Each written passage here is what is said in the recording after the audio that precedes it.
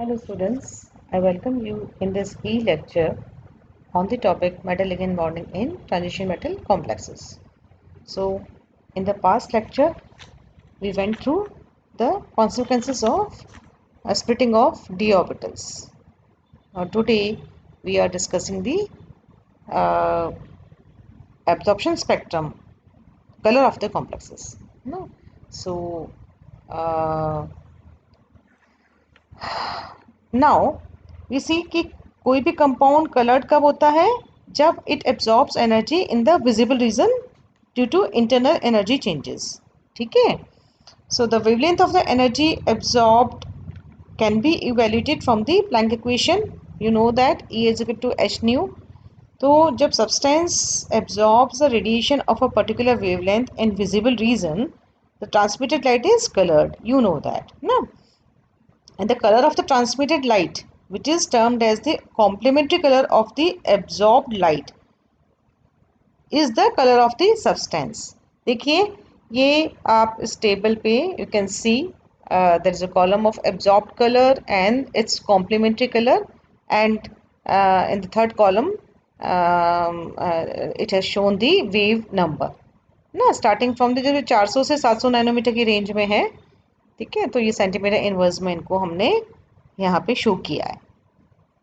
ठीक है ना. तो you see the aqueous solutions of transition metal ions and the other complexes of these ions, they are colored. You know that. अब क्या है कि aqueous solutions में these ions they exist as hydrated ions. You know that है ना, water molecules जुड़े हुए हैं. तो यहाँ पे जो फॉर्मूला दिया हुआ है इसमें N and X they are the coordination number and the oxidation number of the metal atom, central metal atom respectively. It is clear from the above discussion that the complex ion is colored due to absorption of energy in the visible region.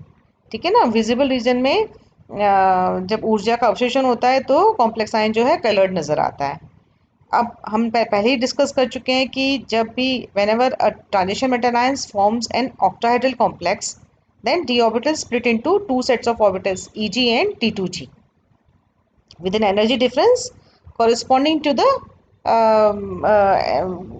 ये आपका जो है energy available in the visible region, that is 400 to 760 nanometer. ठीक है. Thus, when the light falls on the complex or its solution, the lower energy electrons they are excited to higher energy levels with the absorption of energy from the light.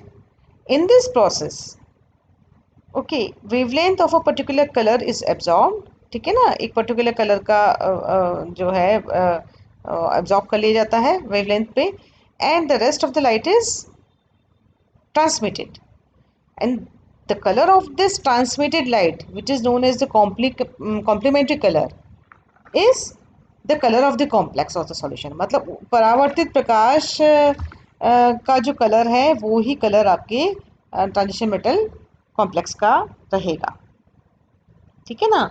तो मतलब कोई भी पदार्थ के visible क्षेत्र से ऊर्जा का अवशोषण करे तो उस पदार्थ से लौटा हुआ जो प्रकाश है हमारी आँख तक पहुंचेगा और उससे वो पदार्थ हमें कलर्ड नजर आएगा.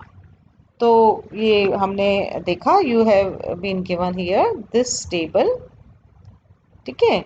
तो अब now let us consider an example. First we go through the color of the transition metal complexes.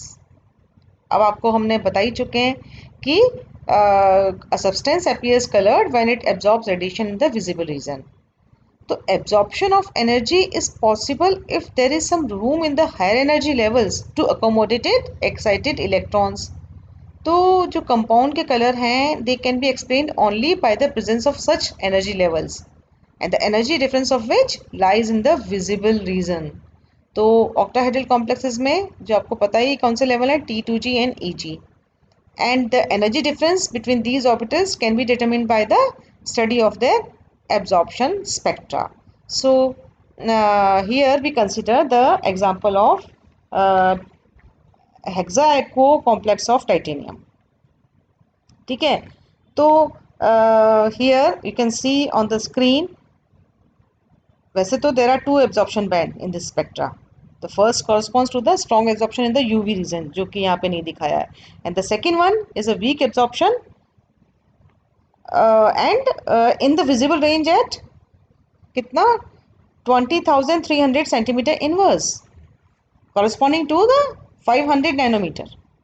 ठीक है, तो this absorption band is responsible for the violet color of the hexa titanium 3 ion.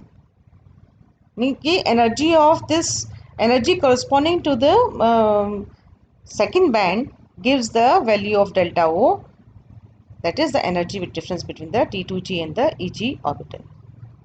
ठीक है, तो आप ये देखिए कि कलर्स को हम और आगे आने वाले चैप्टर्स में डिस्कस करेंगे, ठीक है ना। और हमने टाइटेनियम जो है हेक्साको टाइटेनियम 3 का आपके सामने जिक्र किया, जो कि गहरे बैंगनी कलर का होता है, पर्पल कलर का होता है। अब टाइटेनियम की क्या है, इसमें +3 ऑक्सीडेशन स्टेट है ना, यानी कि इलेक्ट्रॉनिक कॉन्फ़िगरेशन इसका D1 है।